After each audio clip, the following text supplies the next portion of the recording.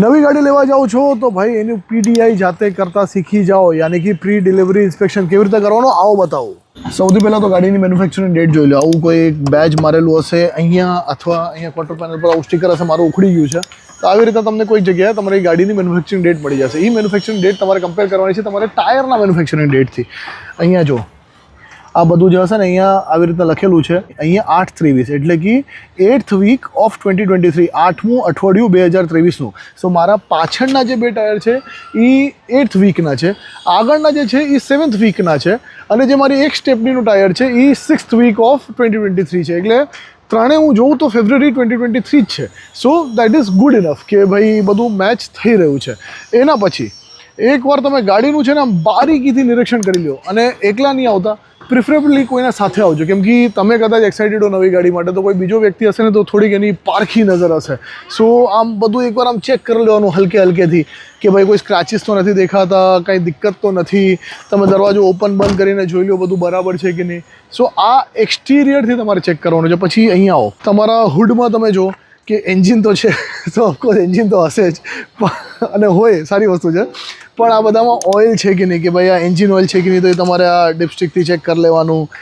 પછી ભાઈ આ વાઇપર લિક્વિડ છે કે નહીં, પછી આ બ્રેક ફ્લુઇડ છે કે નહીં, આ કુલેન્ટ આમાં ભરેલું છે કે નહીં, એ બધું ચેક કરી લ્યો। બેટરીની કન્ડિશન કેવી છે, કોઈ એસિડિક કોઈ છે ડિસ્યુઝ છે કે પછી ઓક્સિડાઇઝેશન છે, એ તમે જોઈ લ્યો। એના સિવાય આ બધા તમને અહીંયા જો નટ બોલ્ટ દેખાશે, આ બધા નટ બોલ્ટ છે, આ બધામાં તમે અહીંયા જોશો તો આ શોકઅપ માટે પણ છે। સો આ બધા જો એક લાઇનમાં જાય, એક પેન્ટનું પીછું મારેલું છે, તો એ બધું અલાઇનમેન્ટ જ હોવું જોઈએ। એ જો અગર પેન્ટ ઉખડી ગયેલું છે દેટ મીન્સ કે કંઈક છેડખાની કરવામાં આવી છે। સો આ મેજરલી બારેથી તમે બધી વસ્તુ ચેક કરી શકો। પછી હવે આપણે આવીએ અંદર। સૌથી પહેલાં તો ગાડીના કિલોમીટર ચેક કરી લો ભાઈ, 50થી 100 કિલોમીટરના વચ્ચે ગાડી ચાલેલી હોવી જોઈએ, એનાથી વધારે ચાલી છે તો ડીલરશિપ પાસે સોલિડ એનું રિઝનિંગ હોવું જોઈએ। એના સિવાય ઘણા બધા કંટ્રોલ્સ અહીંયા હોય છે કોકપિટમાં, બધી વસ્તુ સાથે રમી લ્યો, બધું ચેક કરી લ્યો, કંઈ પણ જગ્યાએ લેગ લાગે, કંઈ પણ તમને ઇશ્યુ લાગે, હાથ સોલ્વ થઈ જશે, કેમ કે તમે હજુ શોરૂમમાં છો, ગાડી બહાર નથી નીકળી। એના સિવાય એક ચક્કર મારી લ્યો, બધું બરાબર છે, અલાઇનમેન્ટ બેલેન્સિંગ તમને ખ્યાલ આવી જશે।